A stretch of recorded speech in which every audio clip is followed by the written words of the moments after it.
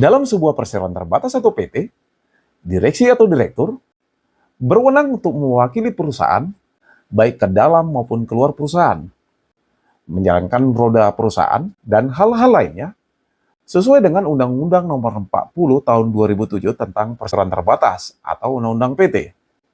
Pertanyaannya, sejauh mana tanggung jawab direksi atau direktur kalau sebuah perusahaan menderita atau mengalami kerugian?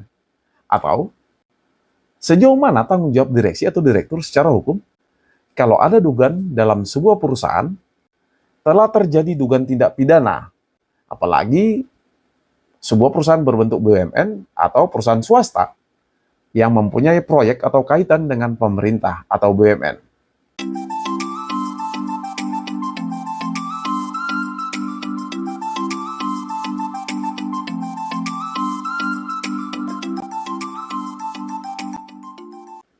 Hal pertama yang akan saya bahas terkait dengan kewenangan direksi atau direktur berdasarkan Undang-Undang Nomor 40 Tahun 2007 tentang Perseroan Terbatas atau Undang-Undang PT. Berdasarkan pasal 92, direksi atau direktur mempunyai kewenangan untuk menjalankan pengurusan sebuah perusahaan atau perseroan terbatas. Artinya, direksi atau direktur berwenang untuk mengambil keputusan-keputusan strategis sebuah perusahaan, mengelola aset perusahaan, termasuk menandatangani kontrak atau perjanjian kerjasama antara perusahaan dengan pihak lain. Jadi, direksi atau direktur berhak untuk mewakili perusahaan baik ke dalam maupun keluar perseroan. Lalu yang kedua, terkait dengan tanggung jawab direksi atau direktur berdasarkan Undang-Undang Nomor 40 Tahun 2007 tentang Perseroan Terbatas atau Undang-Undang PT. Berdasarkan pasal 97, direksi atau direktur bertanggung jawab atas pengurusan perseroan atau perusahaan sebagaimana dimaksud dalam pasal 92 ayat 1 Undang-Undang PT.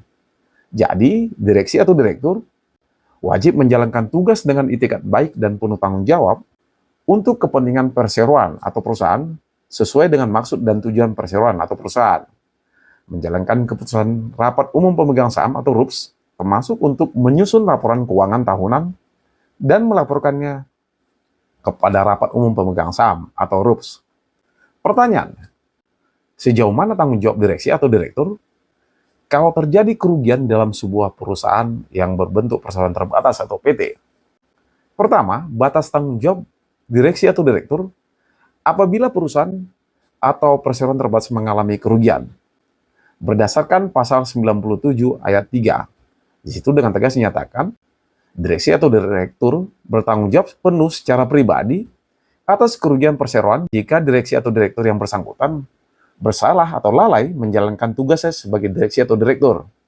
Lalu dalam pasal 97 ayat 6 dinyatakan, direksi atau direktur dapat digugat ke pengadilan oleh pemegang saham yang mewakili 1/10 jumlah saham apabila direksi atau direktur yang karena kesalahan atau kelalaiannya telah menyebabkan kerugian bagi perusahaan. Lalu yang kedua, pengecualian tanggung jawab. Jadi direksi atau direktur tidak bertanggung jawab atas kerugian yang diderita oleh perusahaan apabila kerugian yang diderita oleh perusahaan tersebut bukan karena kesalahan atau bukan karena kelalaian dari direksi atau direktur tersebut, termasuk telah melakukan pengurusan perseroan atau perusahaan dengan itikat baik dan penuh kehati-hatian untuk kepentingan perseroan atau perusahaan.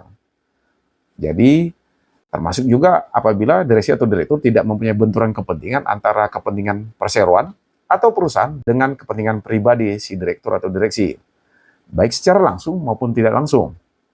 Termasuk, direktur atau direksi sudah melakukan tindakan yang diperlukan untuk mencegah kerugian dari perusahaan berbentuk PT. Jadi, kalau ada kerugian perusahaan atau perseroan yang disebabkan risiko bisnis wajar, misalnya gagal proyek karena faktor pasar, termasuk apabila keputusan yang diambil direksi atau direktur tersebut sudah diambil berdasarkan analisis profesional atau adanya business judgment rule, maka direksi atau direktur seharusnya tidak bisa dimintai pertanggungjawabannya secara hukum atas kerugian yang diderita oleh perusahaan atau perseroan terbatas. Pertanyaan berikutnya, apakah benar Terkadang direksi atau direktur, terutama direksi atau direktur dalam sebuah perusahaan BUMN atau perusahaan milik pemerintah, bisa menjadi tumbal dalam sebuah tindak pidana korupsi. Apabila misalnya perusahaan atau perseroan terbatas tersebut itu terlibat dalam sebuah kasus dugaan tindak pidana korupsi. Dalam praktiknya, dalam sebuah kerjasama bisnis antara perusahaan BUMN atau perusahaan swasta yang berkaitan dengan pengerjaan proyek pemerintah, sangat rentan dengan terjadinya dugaan tindak pidana atau dugaan tindak pidana korupsi. Karena terkadang ada praktek markup anggaran atau modus penggelembungan biaya anggaran atau biaya proyek, atau ada dugaan praktek suap atau gratifikasi untuk memenangkan tender. Seperti dalam contoh kasus terkait dengan kasus proyek IKTP beberapa tahun lalu, di mana direksi PT sebuah perusahaan terlibat suap pejabat Kemenkumham, atau korupsi PLTU Riau, di mana direksi dimintai pertanggungjawaban atas kerugian negara sebesar 1,2 triliun. Lalu, apa alasannya sehingga direksi atau direktur yang kemudian menjadi sasaran untuk dimintai pertanggungjawabannya secara hukum, berdasarkan aturan atau ketentuan hukum yang berlaku di Indonesia? Perlu saya sampaikan, direksi atau direktur dapat dimintai pertanggungjawaban secara hukum, termasuk dijadikan tersangka atau terdakwa di persidangan, mengingat direksi atau direktur yang bertanggung jawab secara formal dalam sebuah perusahaan. Setidak-tidaknya posisi direksi atau direktur lah yang kemudian melakukan penandatangan kontrak atau perjanjian, atau adanya sistem pertanggungjawaban sebuah korporasi yang berada di tangan seorang direksi atau direktur. Artinya, direksi atau direktur bisa dipidana meski hanya menjalankan perintah pemegang saham, termasuk dalam hal ini sebuah perusahaan BUMN.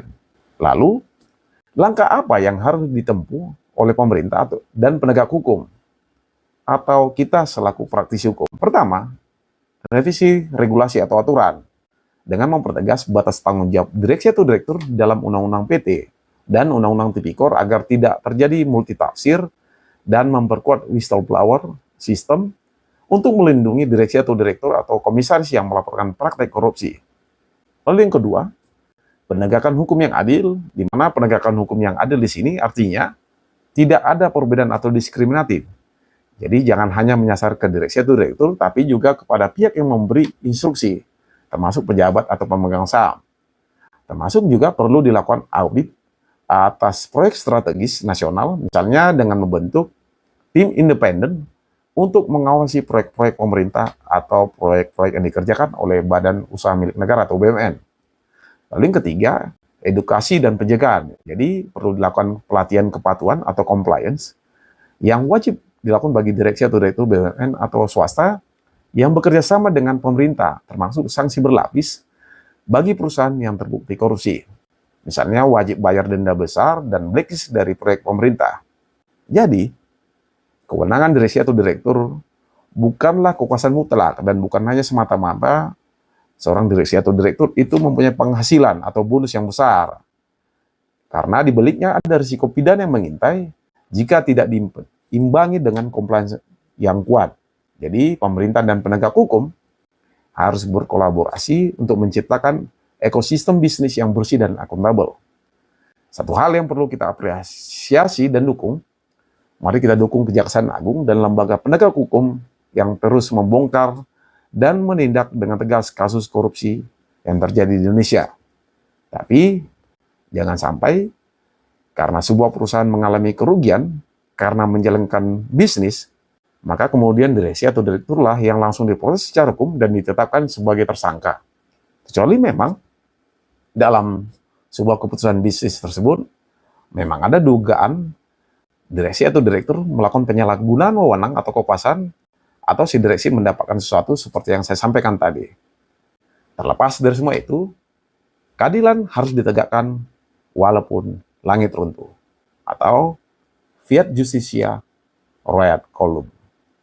Salam dari saya.